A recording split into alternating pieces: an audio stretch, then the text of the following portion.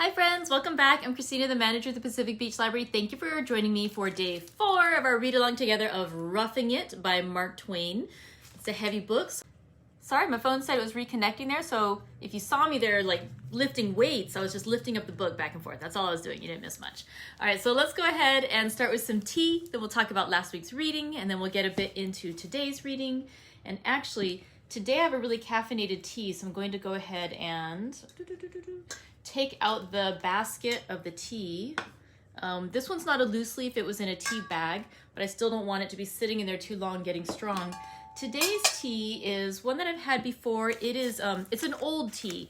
I bought this years ago, and so it's really, really expired. And so it's probably not that potent anymore, but that's probably about the right speed for me because I'm not super, I usually drink the decaffeinated teas more often than not. So the tea I'm having today is an hoja de coca con menta. So coca leaf tea with mint. And I don't see anybody there, so I don't know if that just means that there's not many people logging in right now, or if there's still problems with my transmission. Ooh. So let's see. Hopefully it's working, and if not, somebody will call us and let me know. The tea is a nice tea, though.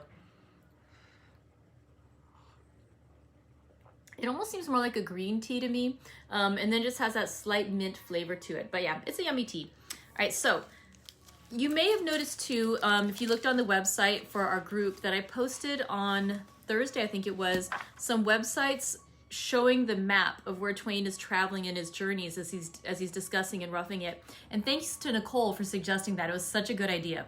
But yeah, so I posted 2 different maps. One of them, the first one that I posted, was really interactive.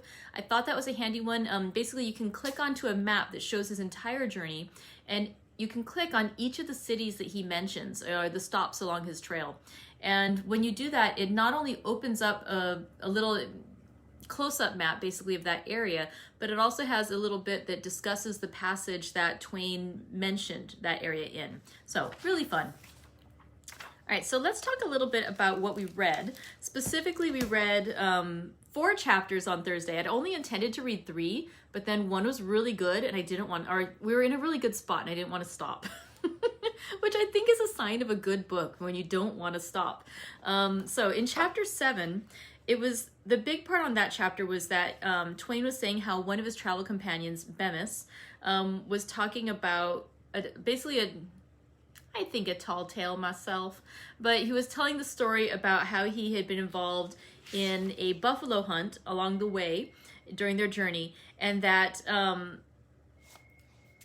basically he'd had to run up the tree to escape this buffalo, and then the buffalo had climbed up the tree after him. And actually, I realized afterwards, when I was like, I made a big deal of showing the image because I thought it was so good, and I was like, oh, hang on, I didn't think about it till later. That's the same image on the cover of the book. It is a good image. But yeah, the buffalo was chasing after him, and eventually, you know, he fell down and he managed to escape the buffalo. And there's a whole big thing about, like, Mark Twain, the young Mark Twain, who's supposedly listening to this story from Bemis, is like, how can that all be true? Is it really true, just as you stated? Hello, thank you. I'm glad to know this is working, that I wasn't sure. Let's see. And then Bemis is just like, well, may I rot in my tracks and die the death of a dog if it isn't. And he's like, and Mark Twain is still doubtful, and he's like, I don't know, is this really, really true? And he's like, do you have any proof? And Bemis is like, well, did I come back with my rope, my lariat? He's like, no, you did not. It's like, did I bring back my horse? Like, no, you did not. And did you see the bull? No. It's like, well then, that jives with my story. It's like, you know, it's like, if that's all true, then the rest of the story must be true. And I love how Mark Twain says it is, I made up my mind that if this man was not a liar, he only missed it by the skin of his teeth. And so he acknowledges that Bemis might be telling the truth, but it's more likely there's a lot of stretching happening there. And so if there's truth in that, it is just barely the truth. And so it's a fun story. Let's see. Talk a bit more about liars, mentions about this guy Eckerd. They continue on in the next chapter. They talk about the Pony Express riders and how these guys are so fast, and they are riding through the day and through the night, and they're so speedy, especially compared to them in their coaches. And he's talking about like the excitement of the changing of changing at the stations, like seeing the Pony Express rider go by, like was it even possible to spot him? It was so quick. And then continues on a bit more, talking about like a bit of the lawlessness, especially as they're not just passing through Indian country, but so with the people outside, but also the people in the stations that they're passing through, that some of the officials are rather sketchy in their character. And he talks about how one of their stage drivers, that he complains of, they overhear them saying like, I'm being murdered, will no one lend me a pistol? They're like, nope, head him out, kill him like a dog. And he hears shots, and then the guys inside the carriage, Mark Twain and Bemis and Twain's brother, are wondering like what's going on out there. And the driver's just like, we'll tell you in the morning, don't worry about it. And what you find out later on is that there was their previous, was he the driver or was he the navigator? I forget what the guy's job was, but he had been talking bad about some other folks along the trail.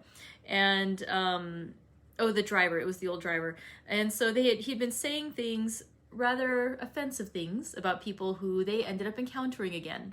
And the idea that this gentleman was basically, if he was dumb enough to say these things and not to be able to defend himself, well, then he deserved whatever he got. And so it's possible he might have been killed that night, literally, or might have just been roughed up a bit. Who knows? And then they start mentioning a gentleman named Slade, who is another conductor, I believe, who works for the, a supervisor.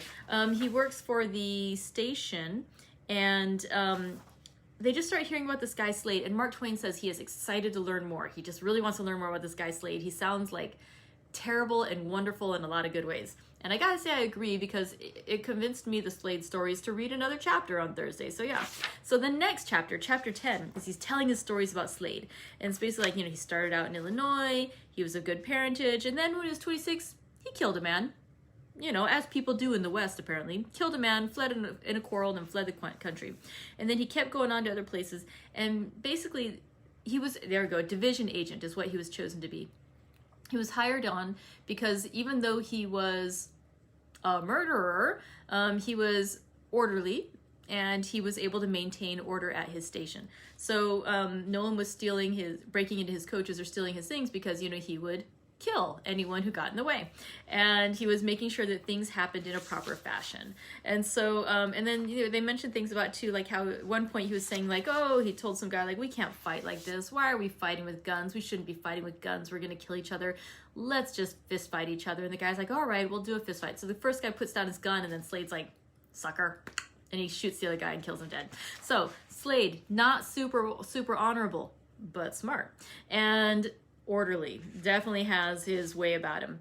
And so he hears all these stories about Slade. Slade is executioner. Slade is somebody who gets retribution against other people. And like his wife, one time when he's captured, his wife like rescues him, like she gets him out of jail too. And so this is these stories of Slade. He's so excited to learn more. And then in the final chapter, the final section that we read, he gets to meet Slade. They stop at the stop, and they rattle up to the stage station, and there is Slade. And he just looks like a normal guy, kind of quiet guy.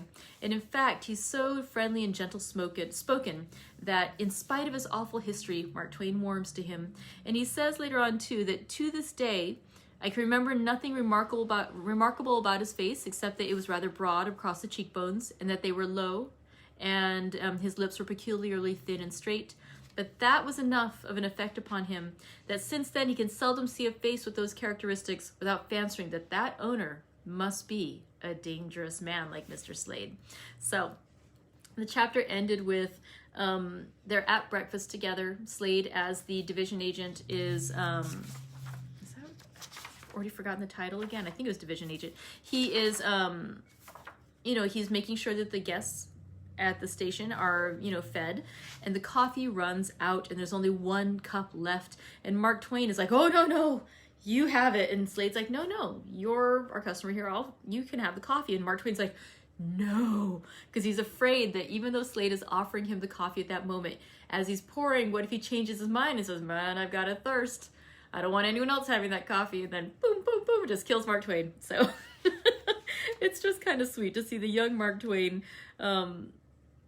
both so not quite enamored, but just, excited by the aura of this person who has become like, I imagine it being almost between like a god and a boogeyman, somebody you're afraid of, but you're so excited by and like a little awed by.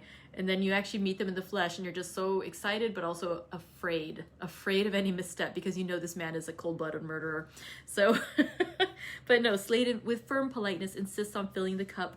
And so because, he had poured the whole thing, Mark Twain drank it, but it gave no comfort, for I could not feel sure that he would not be sorry presently that he had given it away and proceed to kill me to distract his thoughts from the loss. So just to distract himself. So, it was a fun thing in this little reading where Mark Twain finally meets Slade. And the chapter ended with Slade coming out to the coach, saw them off, ordering certain rearrangements of the mailbags for our comfort, and then we took leave of him, satisfied that we should hear again of him someday, and wondering in what connection they would hear of him again. So we'll go ahead and continue our reading for today. We're going to read 4 chapters, chapters 11 and 14. I will say that, just to let you guys know, here in chapter 11, there's going to be a long excerpt from another passage. It's a long one, so I'm not going to make gestures the whole way through, but I'll do a little gesture of some sort to signify when we start. How about let's do our line again, and then we'll do that again at the end so you can tell when we're getting back to Mark Twain's writing and not to the excerpt that he's posting.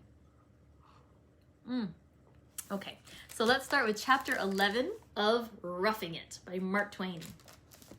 Chapter 11. And sure enough, 2 or 3 years afterward, we did hear of him again. News came to the Pacific coast that the Vigilance Committee in Montana, whither Slade had removed from Rocky Ridge, had hanged him. I found an account of the affair in the thrilling little book I quoted a paragraph from in the last chapter, The Vigilantes of Montana, being a reliable account of the capture, trial, and execution of Henry Plummer's notorious road agent band by Professor Thomas J. Dimsdale, Virginia City, Montana. Mr. Dimsdale's chapter is well worth reading as a specimen of how the people of the frontier deal with criminals when the courts of law prove inefficient.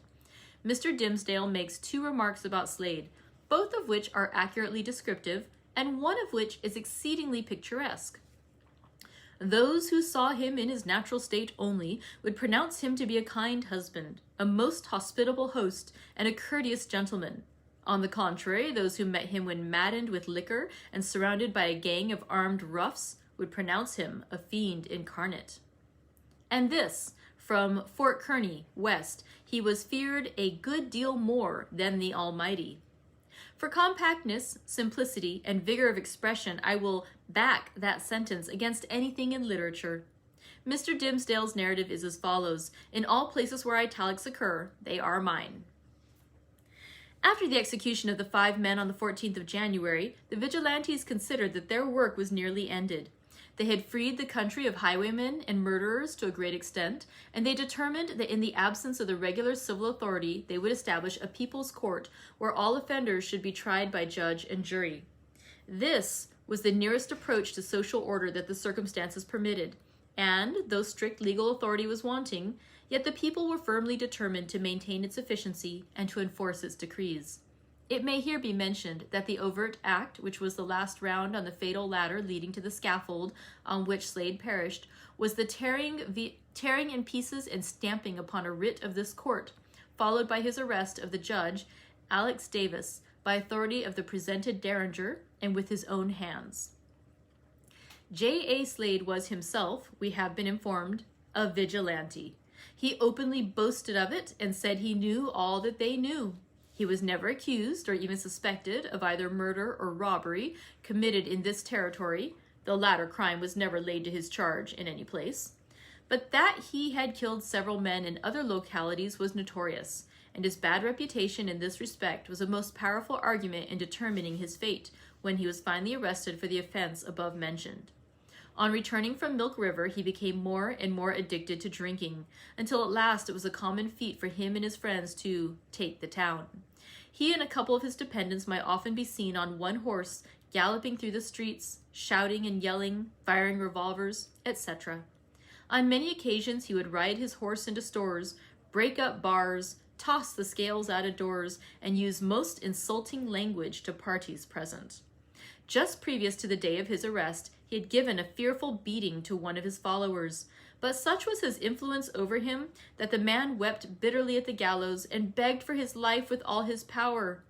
It had become quite common, when Slade was on a spree, for the shopkeepers and citizens to close the doors and put out all the lights, being fearful of some outrage at his hands. For his wanton destruction of goods and furniture, he was always ready to pay, when sober, if he had money.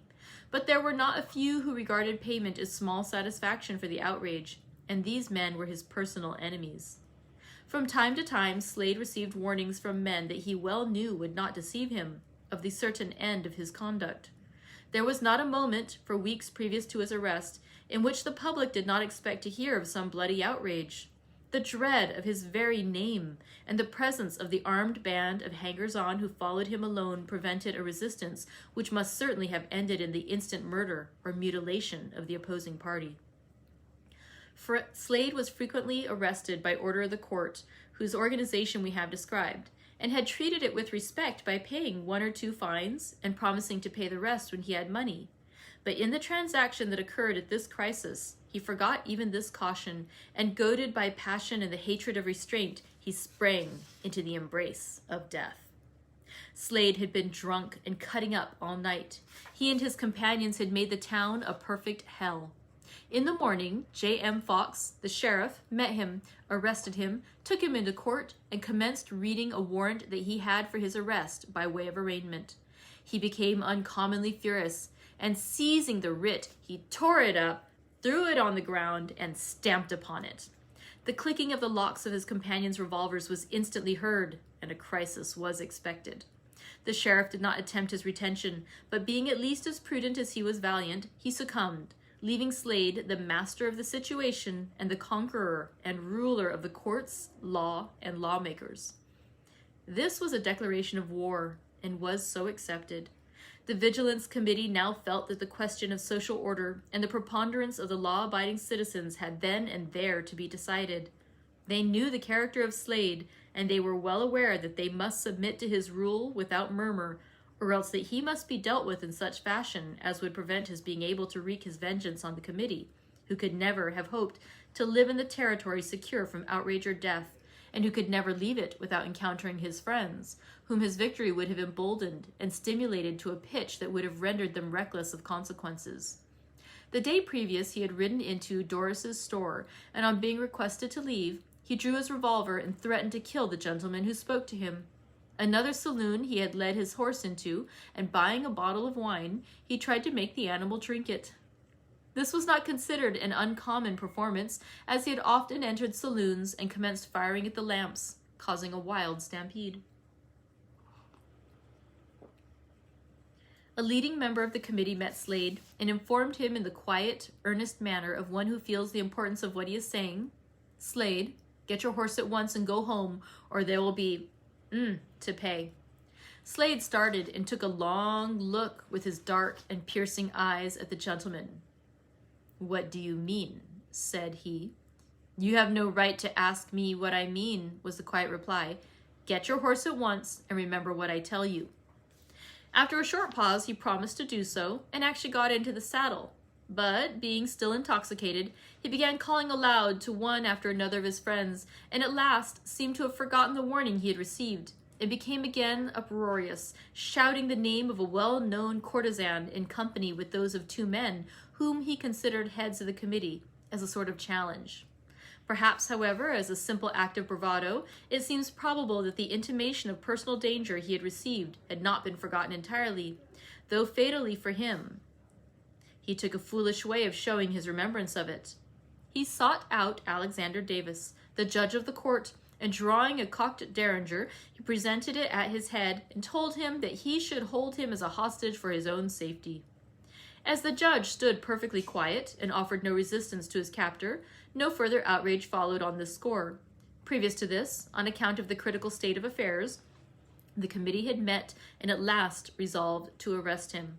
His execution had not been agreed upon, and at that time would have been negatived most assuredly.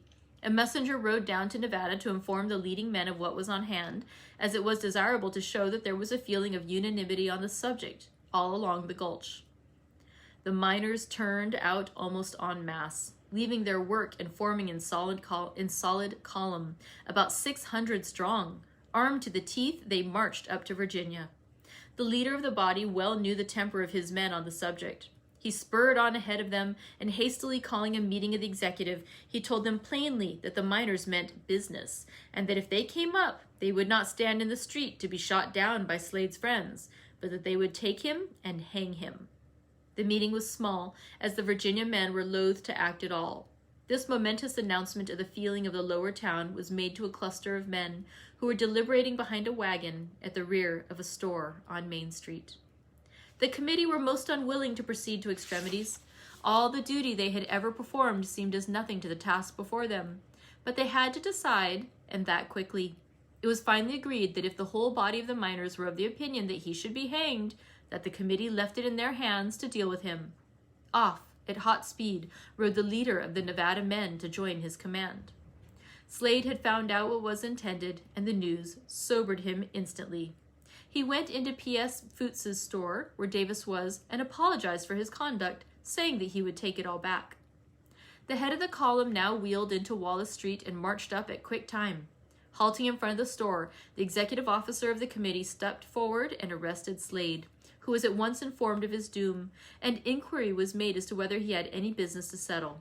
Several parties spoke to him on the subject, but to all such inquiries he turned a deaf ear, being entirely absorbed in the terrifying reflections on his own awful position. He never ceased his entreaties for life and to see his dear wife. The unfortunate lady referred to, between whom and Slade there existed a warm affection, was at that time living at their ranch on the Madison. She was possessed of considerable personal attractions, tall, well-formed, of graceful carriage, pleasing manners, and was, withal, an accomplished horsewoman. A messenger from Slade rode at full speed to inform her of her husband's arrest. In an instant she was in the saddle, and with all the energy that love and despair could lend to an ardent temperament and a strong physique, she urged her fleet charger over the 12 miles of rough and rocky ground that intervened between her and the object of her passionate devotion. Meanwhile, a party of volunteers had made the necessary preparations for the execution in the valley traversed by the branch. Beneath the site of Foots and Russell's stone building there was a corral, the gateposts of which were strong and high. Across the top was laid a beam, to which the rope was fastened, and a dry goods box served for the platform. To this place Slade was marched, surrounded by a guard composing the best armed and most numerous force that has ever appeared in Montana territory. The doomed man had so exhausted himself by tears, prayers, and lamentations that he had scarcely strength left to stand under the fatal beam. He repeatedly exclaimed, my God, must I die? Oh, my dear wife!" On the return of the fatigue party, they encountered some friends of Slade, staunch and reliable citizens and members of the committee, but who were personally attached to the condemned. On hearing of his sentence, one of them, a stout-hearted man, pulled out his handkerchief and walked away, weeping like a child. Slade still begged to see his wife, most piteously, and it seemed hard to deny his request. But the bloody consequences that were sure to follow the inevitable attempt at a rescue that her presence and entreaties would have certainly incited, forbade the granting of his request. Several gentlemen were sent for to see him in his last moments, one of whom, Judge Davis, made a short address to the people, but in such low tones as to be inaudible, save to a few in his immediate vicinity. One of his friends, after exhausting his powers of entreaty, threw off his coat and declared that the prisoner could not be hanged until he himself was killed. 100 guns were instantly leveled at him, whereupon he turned and fled. But, being brought back, he was compelled to resume his coat and to give a promise of future peaceable demeanor. Scarcely a leading man in Virginia could be found, though numbers of the citizens joined the ranks of the guard when the arrest was made. All lamented the stern necessity which dictated the execution.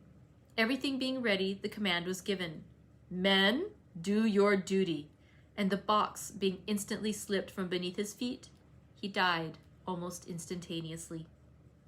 The body was cut down and carried to the Virginia Hotel, where, in a darkened room, it was scarcely laid out, when the unfortunate and bereaved companion of the deceased arrived, at headlong speed, to find that all was over and that she was a widow. Her grief and heart-piercing cries were terrible evidences of the depth of her attachment for her lost husband, and a considerable period elapsed before she could regain the command of her excited feelings. Sorry. I'm terrible at... There is something about the desperado nature that is wholly unaccountable. At least, it looks unaccountable. It is this. The true desperado is gifted with splendid courage, and yet he will take the most infamous advantage of his enemy. Armed and free, he will stand up before a host and fight until he is shot all to pieces. And yet when he is under the gallows and helpless, he will cry and plead like a child. Words are cheap, and it is easy to call Slade a coward. All executed men who did not die game are promptly called cowards by unreflecting people. And when we read of Slade that he had so exhausted himself by tears, prayers, and lamentations that he had scarcely strength left to stand under the fatal beam, the disgraceful word suggests itself in a moment. Yet in frequently defying and inviting the vengeance of banded Rocky Mountain cutthroats by shooting down their comrades and leaders, and never offering to hide or fly, Slade showed that he was a man of peerless bravery. No coward would dare that. Many a notorious coward, many a chicken-livered poltroon, coarse, brutal, degraded, has made his dying speech without a quaver in his voice and been swung into eternity with what looked like the calmest fortitude. And so we are justified in believing, from the low intellect of such a creature, that it was not moral courage that enabled him to do it. Then, if moral courage is not the requisite quality, what could it have been that this stout-hearted Slade lacked? This bloody, desperate, kindly-mannered, urbane gentleman who never hesitated to warn his most ruffianly enemies that he would kill them whenever or wherever he came across them next? I think it is a conundrum worth investigating.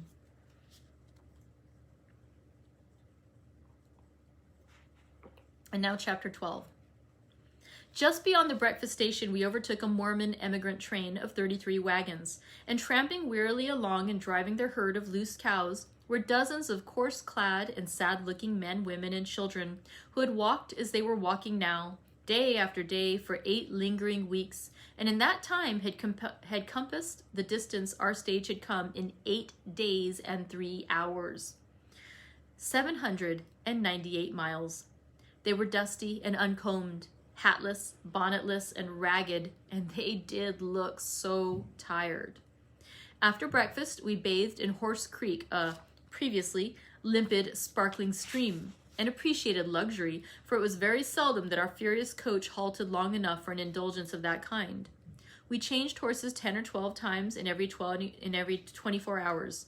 Changed mules, rather, 6 mules, and did it nearly every time in 4 minutes. It was lively work. As our coach rattled up to each station, 6 harnessed mules stepped gaily from the stable, and in the twinkling of an eye, almost, the old team was out and the new one in, and we off and away again. During the afternoon, we passed Sweetwater Creek, Independence Rock, Devil's Gate, and the Devil's Gap. The latter were wild specimens of rugged scenery and full of interest. We were in the heart of the Rocky Mountains now.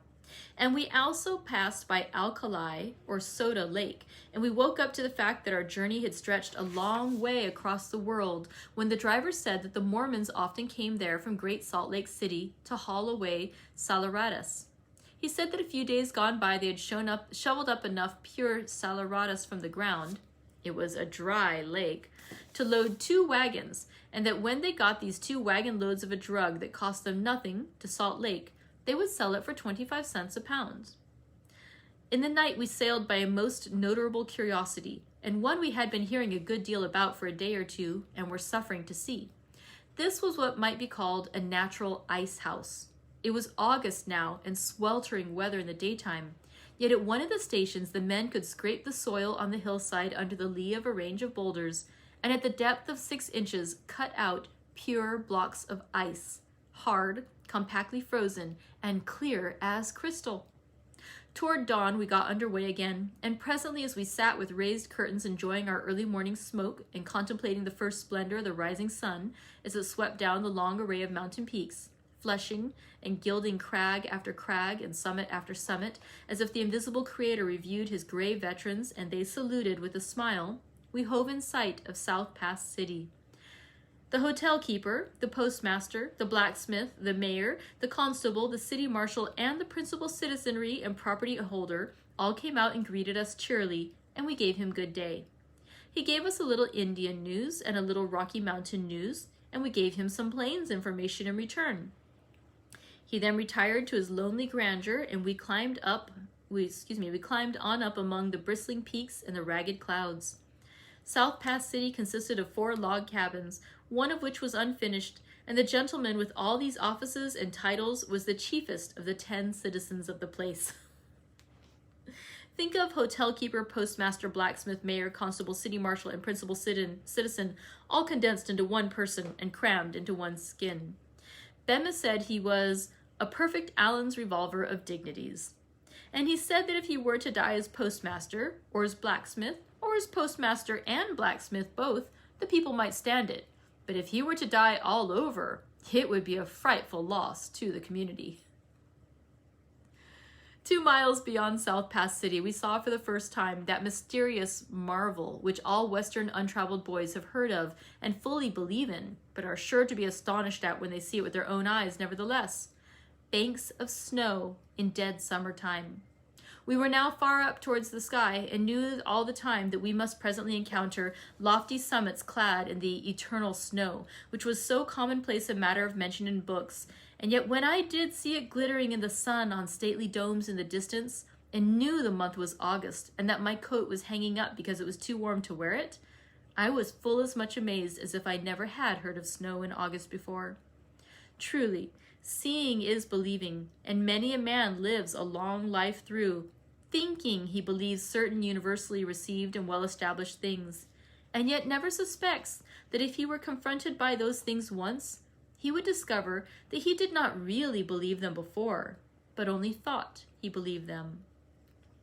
In a little while, quite a number of peaks swung into view with long claws of glittering snow clasping them, and with here and there, in the shade down the mountainside, a little solitary patch of snow looking no larger than a lady's pocket handkerchief, but being in reality as large as a public square.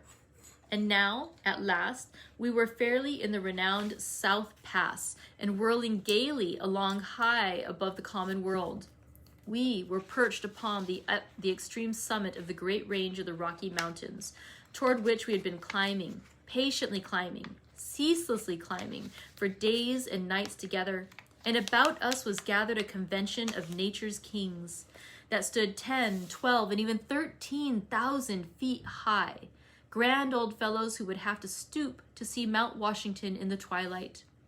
We were in such an airy elevation above the creeping populations of the earth that now and then, when the obstructing crags stood out of the way, it seemed that we could look around and abroad and contemplate the whole great globe with its dissolving views of mountains, seas, and continents stretching away through the mystery of the summer haze. As a general thing, the pass was more suggestive of a valley than a suspension bridge in the clouds, but it strongly suggested the latter at one spot.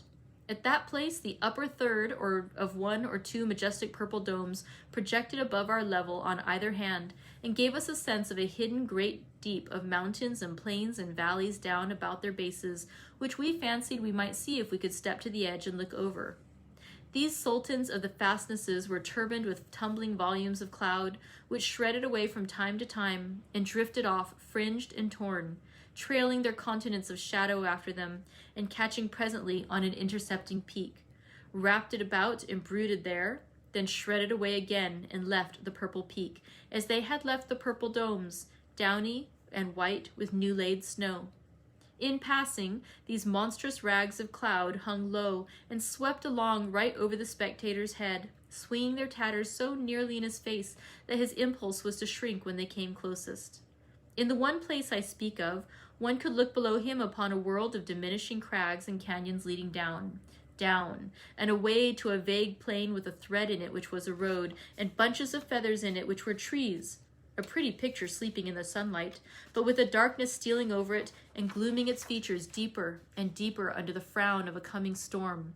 And then, while no film or shadow marred the noon brightness of his high perch, He could watch the tempest break forth down there and see the lightnings leap from crag to crag and the sheeted rain drive along the canyon sides and hear the thunders peal and crash and roar. We had this spectacle, a familiar one to many, but to us, a novelty.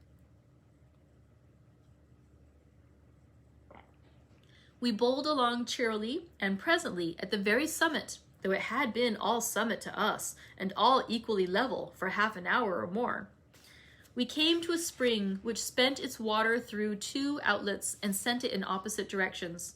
The conductor said that one of those streams which we were looking at was just starting on a journey westward to the Gulf of California and the Pacific Ocean, through hundreds and even thousands of miles of desert solitudes. He said that the other was just leaving its home among the snow peaks on a similar journey eastward, and we knew that long after we should have forgotten the simple rivulet, it would still be plodding its patient way down the mountainsides and canyon beds and between the banks of the Yellowstone, and by would join the broad Missouri and flow through unknown plains and deserts and unvisited wildernesses, and add a long and troubled pilgrimage among snags and wrecks and sandbars, and enter the Mississippi, touch the wharves of St. Louis, and still drift on, traversing shoals and rocky channels, then endless chains of bottomless and ample bends, walled with unbroken forests, then mysterious byways and secret passages among woody islands, then the chained bends again, bordered with wide levels of shining sugarcane in place of the somber forests, then by New Orleans and still other chains of bends, and finally, after 2 long months of daily and nightly harassment, excitement, enjoyment, adventure, and awful peril of parched throats, pumps, and evaporation, pass the Gulf and enter into its rest upon the bosom of the tropic sea, never to look upon its snow peaks again or regret them. I freighted a leaf with a mental message for the friends at home and dropped it in the stream, but I put no stamp on it, and it was held for postage somewhere. On the summit, we overtook an emigrant train of many wagons, many tired men and women, and many a disgusted sheep and cow. In the woefully dusty horseman in charge of the expedition, I recognized John. Of all persons in the world to meet on top of the Rocky Mountains thousands of miles from home, he was the last one I should have looked for. We were schoolboys together and warm friends for years, but a boyish prank of mine had disruptured this friendship, and it had never been renewed. The act of which I speak was this. I had been accustomed to visit occasionally an editor whose room was in the 3rd story of a building and overlooked the street. One day this editor gave me a watermelon, which I made preparation to devour on the spot. But chancing to look out of the window, I saw John standing directly under it, and an irresistible desire came upon me to drop the melon on his head, which I immediately did. I was the loser, for it spoiled the melon, and John never forgave me, and we dropped all intercourse and parted, but now met again under these circumstances. We recognized each other simultaneously, and hands were grasped as warmly as if no coldness had ever existed between us, and no allusion was made to any. All animosities were buried, and the simple fact of meeting a familiar face, and that isolated spot so far from home was sufficient to make us forget all things but pleasant ones, and we parted again with sincere goodbyes and God bless you from both. We had been climbing up the long shoulders of the Rocky Mountains for many tedious hours. We started down them now, and we went spinning away at a round rate too. We left the snowy Wind River Mountains and Uinta Mountains behind and sped away, always through splendid scenery, but occasionally through long ranks of white skeletons of mules and oxen, monuments of the huge emigration of other days, and here and there were upended boards or small piles of stones, which the driver said marked the resting place of more precious remains. It was the loneliest land for a grave, a land given over to the coyote and the raven, which is but another name for desolation and utter solitude. On damp, murky nights, these scattered skeletons gave forth a soft, hideous glow, like very faint spots of moonlight starring the vague desert.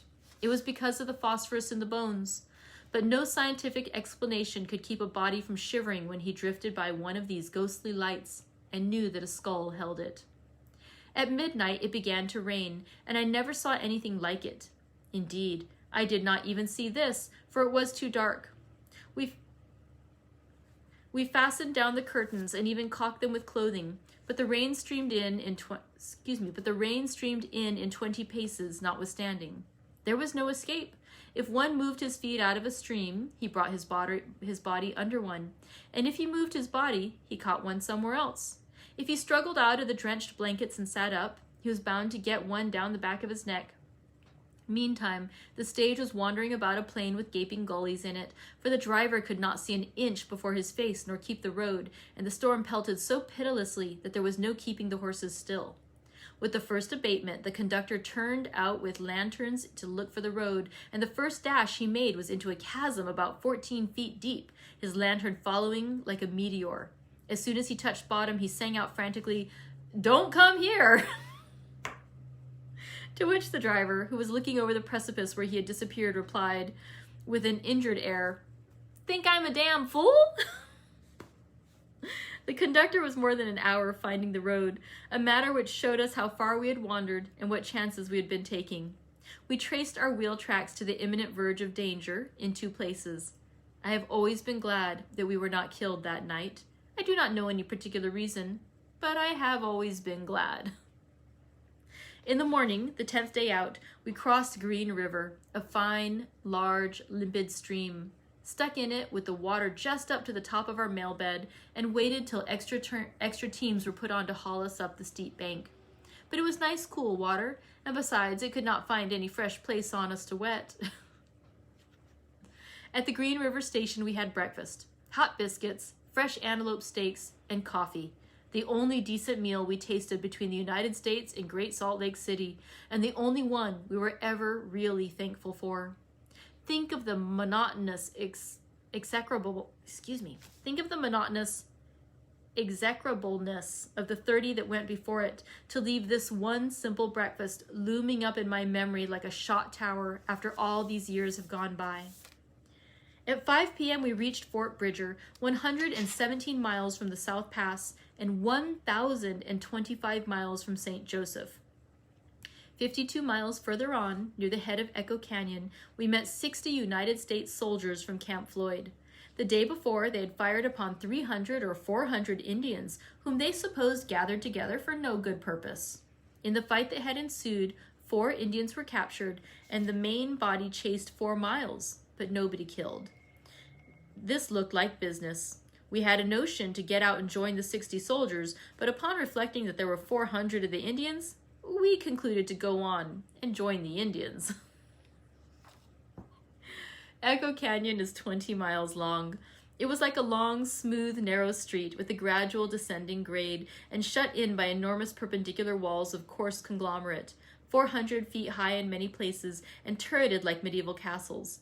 This was the most faultless piece of road in the mountains, and the driver said that he would let his team out. He did, and if the Pacific Express trains whizzed through there now any faster than we did, than in the stagecoach, I envy the passengers the exhilaration of it.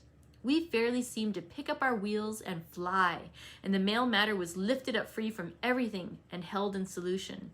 I am not given to exaggeration, and when I say a thing, I mean it. However, time presses. At 4 in the afternoon, we arrived on the summit of Big Mountain, 15 miles from Salt Lake City, where all the world was glorified with the setting sun, and the most stupendous panorama of mountain peaks yet encountered burst on our sight. We looked out upon the sublime spectacle from under the arch of a brilliant rainbow. Even the overland stage driver stopped his horses and gazed. Half an hour or an hour later, we changed horses and took supper with a Mormon destroying angel. Destroying angels, as I understand it, are Latter-day Saints who are set apart by the church to conduct permanent disappearances of obnoxious citizens. I had heard a deal about these Mormon destroying angels and the dark and bloody deeds they had done, and when I entered this one's house, I had my shudder all ready. But alas, for all our romances, he was nothing but a loud, profane, offensive old blackguard. He was murderous enough, possibly, to fill the bill of a destroyer, but would you have any kind of an angel devoid of dignity? Could you abide an angel in an unclean shirt and no suspenders? Could you respect an angel with a hoarse laugh and a swagger like a buccaneer? There were other blackguards present, comrades of this one, and there was one person that looked like a gentleman, Heber C. Kimball's son, tall and well-made, and 30 years old perhaps. A lot of slatternly women flitted hither and thither in a hurry with coffee pots, plates of bread, and other appurtenances to supper, and these were said to be the wives of the angel, or some of them at least. And of course they were, for if they had been hired help, they would not have let an angel from above storm and swear at them as he did, let alone one from the place this one hailed from. This was our first experience of the Western peculiar institution, and it was not very prepossessing. We did not tarry long to observe it, but hurried on to the home of the Latter-day Saints, the stronghold of the prophets, the capital of the only absolute monarch in America, Great Salt Lake City. As the night closed in, we took sanctuary in the Salt Lake house and unpacked our baggage.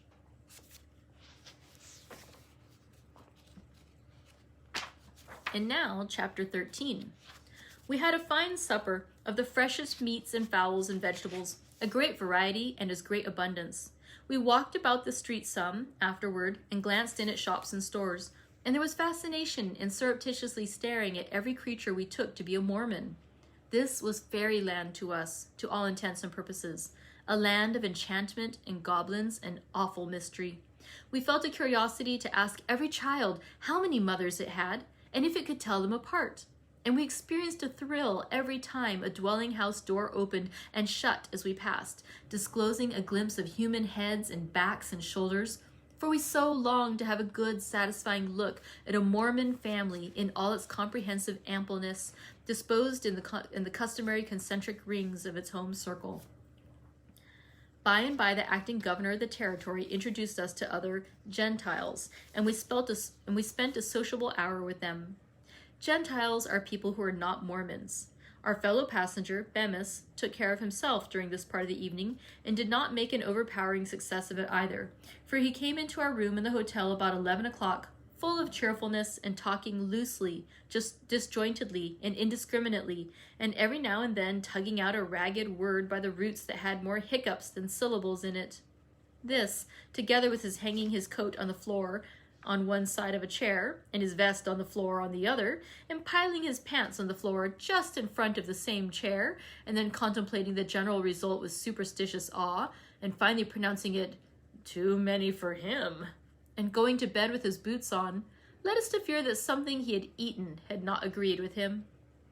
But we knew afterward that it was something he had been drinking. It was the exclusively Mormon refresher, Valley Tan. Valley Tan, or at least one form of Valley Tan, is a kind of whiskey, or first cousin to it, is of Mormon invention and manufactured only in Utah. Tradition says it is made of, imported, fire and brimstone. If I remember rightly, no public drinking saloons were allowed in the kingdom by Brigham Young, and no private drinking permitted among the faithful, except they confined themselves to Valley Tan. Next day we strolled about everywhere through the broad, straight, level streets and enjoyed the pleasant strangeness of a city of 15,000 inhabitants with no loafers perceptible in it and no visible drunkards or noisy people. A limpid stream rippling and dancing through every street in place of a filthy gutter. Block after block of trim dwellings built of frame and sun-burned brick. A great thriving orchard and garden behind every one of them apparently. Branches from the street stream winding and sparkling among the garden beds and fruit trees, and a grand general air of neatness, repair, thrift, and comfort around and about and over the whole. And everywhere were workshops, factories, and all manner of industries, and intent faces and busy hands were to be seen wherever one looked, and in one's ears was the ceaseless clink of hammers, the buzz of trade, and the contented hum of drums and flywheels. The armorial crest of my own state consisted of 2 dissolute bears holding up the head of a dead and gone cask between them, and making the pertinent remark, "United we stand, divided we fall."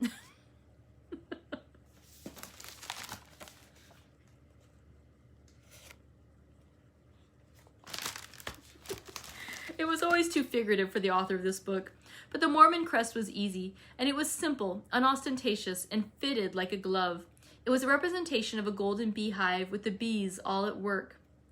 The city lies in the edge of a level plain as broad as the state of Connecticut and crouches close down to the ground under a curving wall of mighty mountains whose heads are hidden in the clouds and whose shoulders bear relics of the snows of winter all the summer long.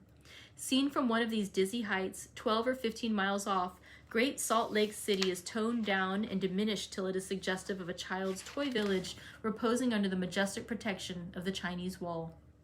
On some of these mountains to the southwest, it had been raining every day for 2 weeks, but not a drop had fallen in the city. And on hot days in late spring and early autumn, the citizens could quit fanning and growling and go out and cool off by looking at the luxury of a glorious snowstorm going on in the mountains. They could enjoy it at a distance at those seasons every day, though no snow would fall in their streets or anywhere near them. Salt Lake City was healthy, an extremely healthy city. They declared there was only one physician in the place, and he was arrested every week regularly and held to answer under the vagrant act of having no visible means of support. They always give you a good substantial article of truth in Salt Lake, and good measure and good weight too. Very often, if you wish to weigh one of their area's little commonplace statements, you would want the hay scales. We decided to visit the famous inland sea, the American Dead Sea, the Great Salt Lake, 17 miles horseback from the city, for we had dreamed about it and thought about it and talked about it and yearned to see it all the first part of our trip. But now, when it was only arm's length away, it had suddenly lost nearly every bit of its interest, and so we put it off in a sort of general way till next day, and that was the last we ever thought of it.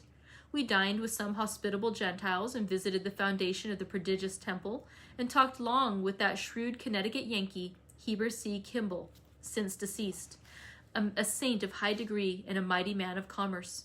We saw the tithing house and the lion house, and I do not know or remember how many more church and government buildings of various kinds and curious names. We flitted hither and thither and enjoyed every hour, and picked up a great deal of useful information and entertaining nonsense, and went to bed at night satisfied. The second day we made the acquaintance of Mr. Street, since deceased, and put on white shirts and went and paid a state visit to the king. He seemed a quiet, kindly, easy-mannered, dignified, self-possessed old gentleman of 55 or 60, and had a gentle craft in his eye that probably belonged there. He was very simply dressed and was just taking off a straw hat as we entered. He talked about Utah and the Indians and Nevada and general American manners and questions with our secretary and certain government officials who came with us. But he never paid any attention to me, notwithstanding I made several attempts to draw him out on federal politics and his high-handed attitude towards Congress. I thought some of the things I said were rather fine, but he merely looked around at me at distant intervals, something as I have seen a benignant old cat look around to see which kitten was meddling with her tail. By and by, I subsided into an indignant stance, and so sat until the end, hot and flushed, and execrating him in my heart for an ignorant savage. But he was calm. His conversation with those gentlemen flowed on as sweetly and peacefully and musically as any summer brook. When the audience was ended and we were retiring from the presence, he put his hand on my head, beamed down on me in an admiring way, and said to my brother, "Ah, your child, I presume. Boy or girl?" The king, by the way, he's referring to, I believe, is Brigham Young. And finally, chapter 14. Mr. Street was very busy with his telegraphic matters, and considering that he had 800 or 900 miles of rugged, snowy, uninhabited mountains and waterless, treeless, melancholy deserts to traverse with his wire, it was natural and needful that he should be as busy as possible. He could not go comfortably along and cut his poles by the roadside either, but they had to be hauled by ox teams across those exhausting deserts, and it was 2 days' journey from water to water in one or two of them. Mr. Street's contract was a vast work, every way one looked at it, and yet to comprehend what the vague words 800 miles of rugged mountains and dismal deserts mean, one must go over the ground in person, Pen and ink descriptions cannot convey the dreary reality to the reader. And after all, Mr. S.'s mightiest difficulty turned out to be one which he had never taken into account at all. Unto Mormons he had sublet the hardest and heaviest half of his great undertaking, and all of a sudden they concluded that they were going to make little or nothing, and so they tranquilly threw their poles overboard in mountain or desert, just as it happened when they took the notion, and drove home and went about their customary business. They were under written contract to Mr. Street, but they did not care anything for that. They said they would admire to see a Gentile force a Mormon to fulfill a losing contract in Utah, and they made themselves very merry over the matter. Street said, for it was he that told us these things, I was in dismay.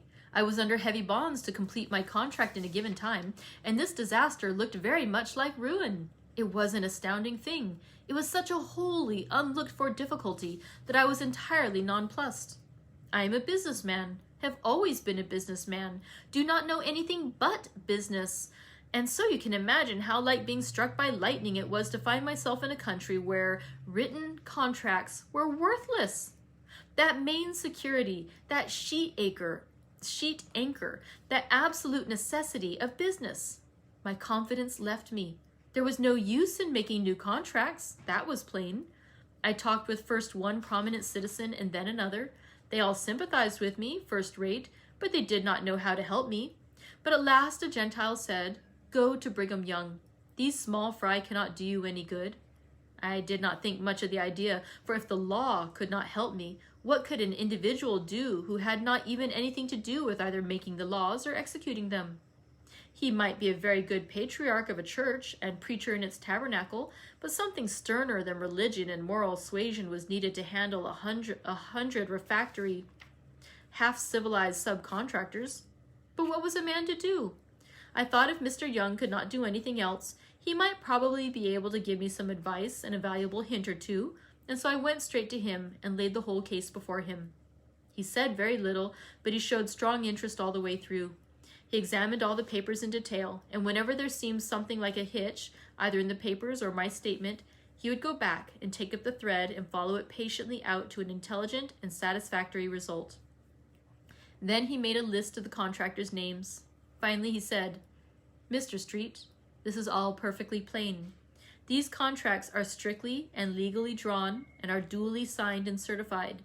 These men manifestly entered into them with their eyes open.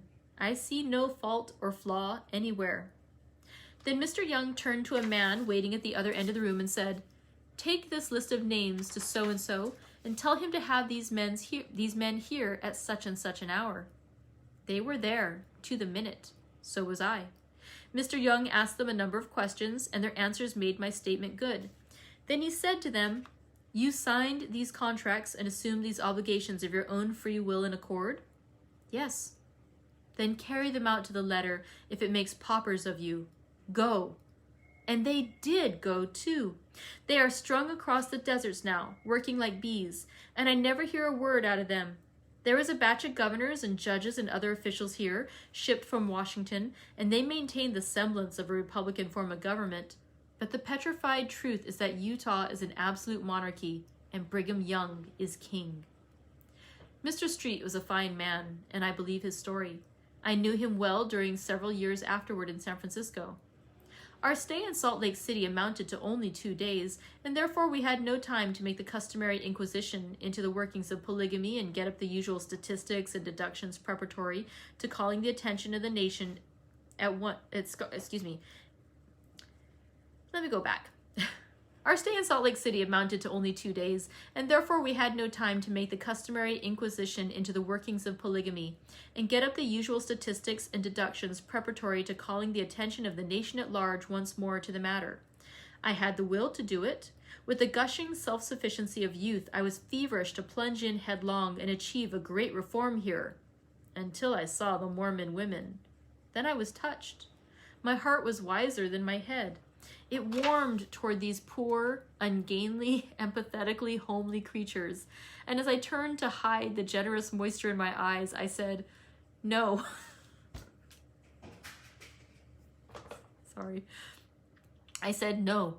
The man that marries one of them has done an act of Christian charity which entitles him to the kindly applause of mankind, not their harsh censure. And the man that marries 60 of them has done a deed of open-handed generosity so sublime that the nations should stand uncovered in his presence and worship in silence. He has a footnote here. For a brief sketch of Mormon history and the noted Meadow Mountain Massacre, see appendices A and B. That concludes our reading for today. And despite what he was writing there, I don't think she looks bad. That's harsh what he says in there. Ah, okay. Well, that concludes today's reading. Thank you so much for joining me. So they are now in Utah. Let's see where they end up tomorrow. Thank you for joining me today. I hope you have a wonderful, wonderful rest of your day. And I'll see you for more Roughing It tomorrow. Bye, friends.